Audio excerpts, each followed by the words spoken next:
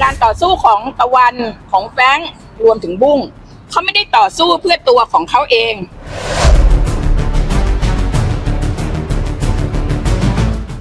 แต่เขากำลังตั้งคำถามกับระบบที่มันเกิดก่อนเขาอีกแล้ววันนี้เขาเป็นแค่เด็กที่เกิดตามหลังมาเท่านั้นและเขาก็สงสัยกับระบบแบบนี้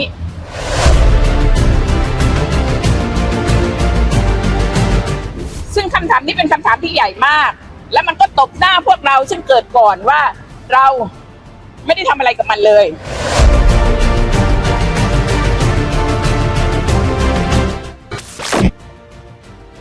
ไม่ได้ประกันตัวถึง3ครั้งรวดเลยค่ะสำหรับ2คู่หูกวน3นิ้วอย่างตะวันและแฟรงค์ผู้ต้องหาคดีมาตรา116จากกรณีป่วนขบวนเสด็จงานนี้ทำเอาแนวร่วมไม่พอใจเป็นอย่างมากซึ่งก็รวมถึงนางทิชานานครผู้อำนวยการศูนย์ฝึกอบรมเด็กและเยาวชนชายบ้านกาญจนาภิเษกซึ่งก็เป็นที่ทราบกันดีค่ะว่าป้ามนคนนี้มักจะออกมาซัพพอร์ตการกระทำของแก๊ง3นิ้วอยู่เสมอโดยนางทิชาได้โพสต์ข้อความผ่าน Facebook ส่วนตัวว่าในวันพรุ่งนี้10 มีนาคมมีนัดไปยื่นขอประกันตัวตะวันที่ศาลไม่รู้คำตอบแต่รู้ว่าสมควรทำเพื่อเยาวชนที่เด็ดเดี่ยวแต่ต้องไม่โดดเดี่ยวไม่รู้ Impact ต่อตัวเองแต่พร้อมรับมือต้องการเห็นกระบวนการยุติธรรมที่ไม่ขึ้นตรงต่อความโชคดีโชคร้ายปาฏิหาริย์ศาลพระภูมิ#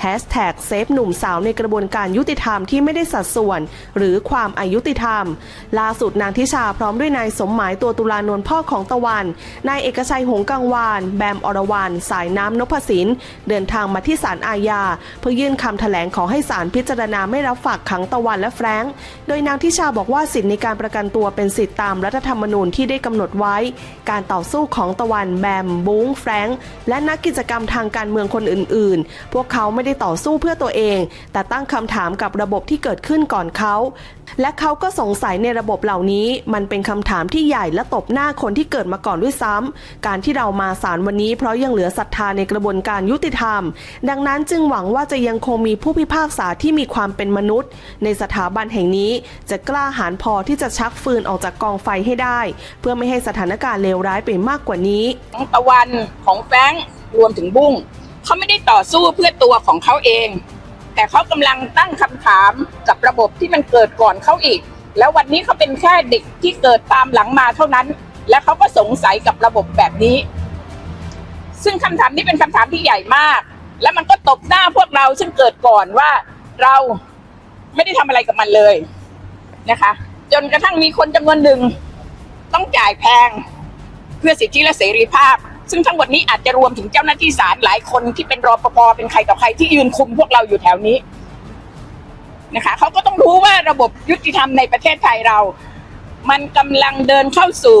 วิกฤตศรัทธาดังนั้นการต่อสู้ของแบมของ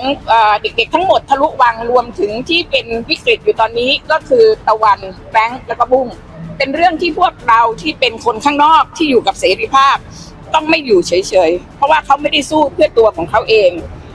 และถ้าคุณคิดว่าการอดอาหารเป็นการตัดสินใจของเด็ก3 คนเองและถ้าคุณคิดว่าคุณอยากสาปแช่งเด็ก3 คนนั้นให้ตายไปซะให้ติดคุกไปเลยแล้วถ้าคุณรู้สึกเกลี้ยวกล่อมเนาะกับการอวดดีการท้าทายอำนาจรัฐของเด็กทั้ง3 คนนั้นเราก็อยากบอกกับคุณว่าคุณกำลังลดทอนคุณค่าทั้งกฎหมายทั้งรัฐธรรมนูญของประเทศนี้ใครจะไปรู้บ้างว่าสักวันหนึ่งถ้ากฎหมายนี้ระบบนี้ไม่ถูกออกแบบมาอย่างดีพอชะตากรรมนั้นอาจจะเป็นของลูกหลานคุณของคนที่คุณรักเพราะเด็กสมัยใหม่เขาไม่ได้ดาวน์โหลดความรู้ของเขา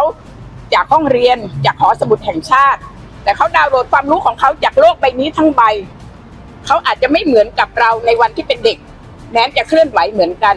ซึ่งสักวันหนึ่งอาจจะเป็นลูกหลานของพวกคุณก็ได้ที่เจอกับกฎหมายที่มันไม่เป็นธรรมขณะที่สายน้ำบอกว่าวันนี้พ่อของตะวันเดินทางมาด้วยเพราะเขาห่วงลูกสาวมากนอนไม่หลับและจะอยู่รอฟังผลของศาลว่าจะอนุญาตหรือไม่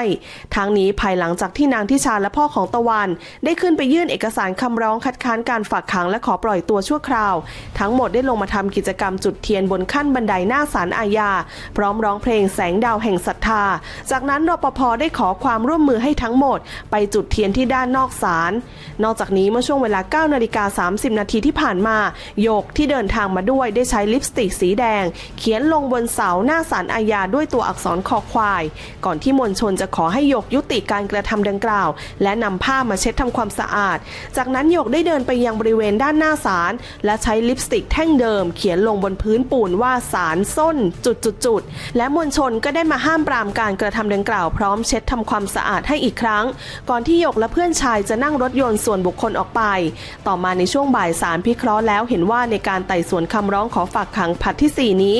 ศาลมีคำสั่งกำชับให้พนักงานสอบสวนเร่งรัดการสอบสวนให้แล้วเสร็จในการฝากขังผลัดนี้แม้ผู้ต้องหาทั้งสองมีอาการวิกฤตตามที่ผู้ร้องอ้างแต่เมื่อผู้ต้องหาทั้งสองอยู่ภายใต้ความดูแลของแพทย์อย่างใกล้ชิดเชื่อว่าจะไม่เป็นอันตรายถึงแก่ชีวิตจึงไม่มีเหตุเปลี่ยนแปลงคำสั่งเดิมส่งผลให้ตะวันและแฟรงค์ยังคงต้องถูกควบคุมตัวต่อไป